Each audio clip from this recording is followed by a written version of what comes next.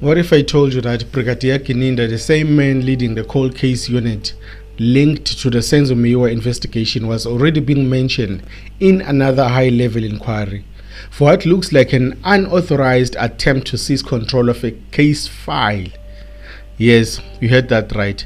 At the Madlanga Commission, a witness revealed how two police officers from Gininda's cold case unit tried to take possession of a sensitive docket without paperwork, without authorization, and purely through verbal demand. Let's unpack this before I play the video. According to testimony before the Madlanga Commission, investigators were called to their office under organized crime and informed that two officers were waiting for them. When they arrived, they found the officers identifying themselves as part of the cold case unit. Their mission? To collect a docket from a case described as the Armand Swart. Now, the investigator immediately refused, stating that handing over a docket without proper authorization is a procedurally wrong and potentially unlawful. Even if it were a normal case, procedure demands formal paperwork. But this wasn't a normal case. It was a sensitive, and handling it over verbal to strangers was unthinkable. When you returned from leave, can you just tell us about that? Yes, now I had already resumed duties. Then we were doing normal investigation on this case. And maybe it should be mentioned that we were doing this case and other cases that we already had at the office. So it will be this case and other cases, depending what investigation you have on other cases. And then we were called to come to the office, and then the information was that there were two officers who were waiting for us, or who needed to meet with us at the office. And then we drove to the office, and then we found these two police officers at our office now, at the organized crime office. And then they told us they are from the cold case unit, and then they requested that we give them over the docket of Swart murder. And one of these warrant officers was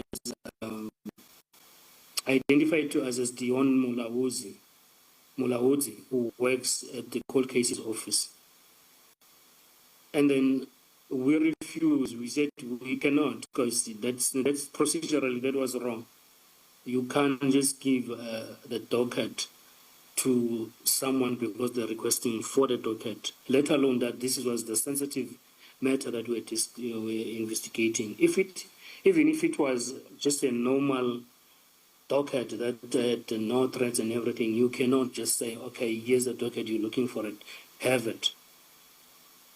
Witness A, the form of request, did they have a letter with them, or was it a verbal request? It was a verbal request. And who is the head of the cold case unit? Or who was at the time? I really do not have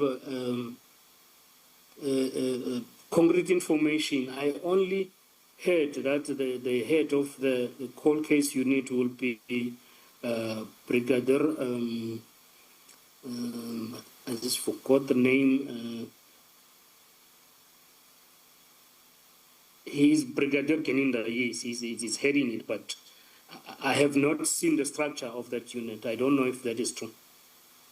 Through the witness admitted not seeing the official structure, this casual remark linked Brigadier Gininda directly to a cold case unit accused of procedural overreach. This isn't just bureaucratic confusion. If true, it suggests that Brigadier Gininda's team may have been operating outside established SAPS protocols, attempting to seize control over ongoing investigations that didn't fall under their mandate.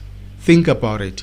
Why would the cold case unit want to collect a live docket from organized crime without any written request or authorizing letter. Was this a legitimate request, or was it a power move, a form of institutional interference dressed up as a procedural visit? Now here is where it gets even more interesting. This is not the first time Brigadier Gininda's name has surfaced in controversies surrounding overreach and manipulation of police processes. In the Senzo Meyiwa murder trial, Gininda's name, let me just say Gininda's conduct, has been under constant scrutiny, from allegations of coerced confessions to irregular investigation methods, and his unprecedented presence as a fully armed, masked technical witness during an inspection in loco. What we see here is a pattern of a man who seems to wield extraordinary autonomy, unafraid to bypass standard procedures when it suits the mission. At the heart of it all lies a serious question: how much unchecked power does Brigadier Gininda really have within SAPS? Because if multiple testimonies from courtrooms to commissions constantly place his name in stories involving procedural violations and command interference, then South Africa needs to ask, are our justice systems being quietly hijacked from within? The Madlanga Commission testimony might have pulled back a curtain on something much bigger, a system where dockets can be demanded verbally, structures can be bypassed, and authority is traded like personal currency. The witness did the right thing by refusing to hand over the docket, and that refusal, simple as it seems, might have been the only act that prevented another case from being manipulated or redirected under the guise of a cold case review. If the name Brigadier Gininda keeps popping up in every major controversy involving irregular police conduct, it's no longer coincidence, it's a pattern of power, control, and impunity. South Africans deserve transparency. We deserve to know who is really pulling the strings behind these so-called investigations. Was the cold case unit acting independently, or were they acting under the instruction of a man who's been at the center of multiple procedural storms? You decide. Let's talk about it. Drop your thoughts below. Do you think Brigadier Gininda has become untouchable within the SAPS? Or is it just another case of internal politics being blown out of proportion? The hot seat.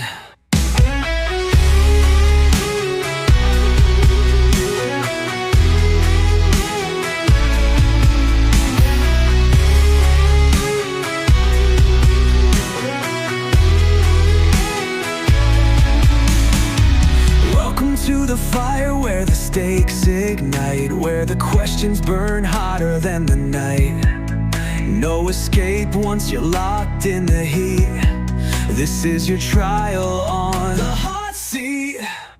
Ticking clocks and a sweat-soaked scene. Can you